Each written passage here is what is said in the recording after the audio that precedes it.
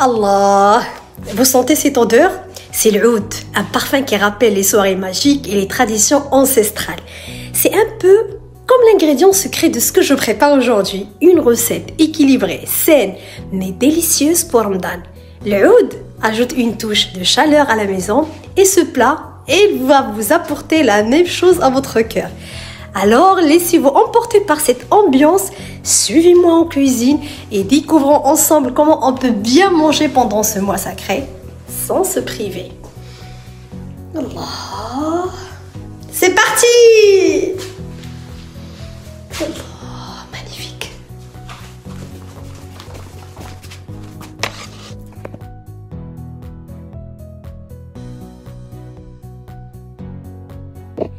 Aujourd'hui, on prépare un menu complet, équilibré et plein de saveurs pour le 5e jour de Ramadan. C'est parti!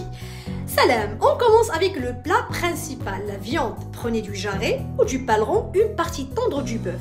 Ajoutez un beau carré de beurre et l'ingrédient magique de cette recette, la coriandre sèche. Je l'adore, c'est elle qui va sublimer la viande.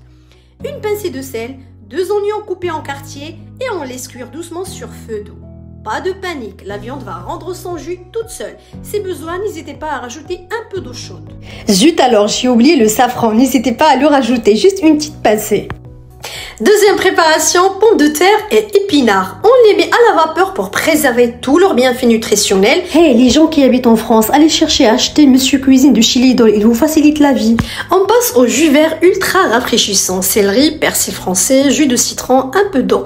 On mixe bien jusqu'à obtenir un jus lisse. On passe au tamis, puis on ajoute un kiwi et on remixe encore. Résultat, un jus plein de fibres et de chlorophylle parfait pour l'hydratation en ce mois de Ramadan. On enchaîne avec les petits pois aux champignons. Dans une poêle, on fait revenir les champignons et les petits pois frais avec du beurre. Le secret ici, c'est le romarin. Si vous avez du frais, faites-le infuser dans du beurre pour bien le parfumer. Ensuite, soit vous le mixez, soit vous récupérez juste le beurre aromatisé, ajoutez du sel, du poivre, des tomates cerises et laissez mijoter tout doucement. Après 20 minutes, nos pommes de terre sont prêtes. On les écrase à la main, puis on ajoute progressivement du lait tiède, du beurre, une pincée de sel, un peu de poivre et le petit secret gourmand, la vache qui rit. Il donne une texture crémeuse et un goût irrésistible. Si vous aimez une purée bien lisse, un petit coup de mixeur plongeant et c'est parfait. Place à la dernière préparation, les épinards à la charmoula marocaine. Une fois cuits à la vapeur, on fait chauffer de l'huile d'olive dans une poêle, puis on ajoute un mélange mixé de coriandre, ail et citron.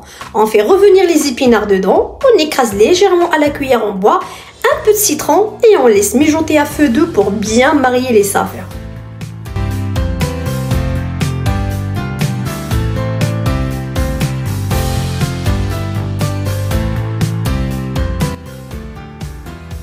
Voilà, un repas complet, plein de légumes, de fibres et de protéines pour un ramadan gourmand et équilibré.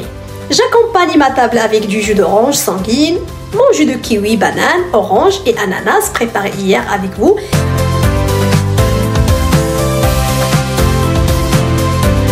Et bien sûr, l'incontournable thé marocain aux amandes, absinthe et herbes aromatiques sans oublier les délicieuses, mais délicieuses briouates marocaines aux amandes et le slow. Vous devriez vraiment les essayer. Bon appétit à tous et dites-moi en commentaire quelle recette vous tente le plus. Talla!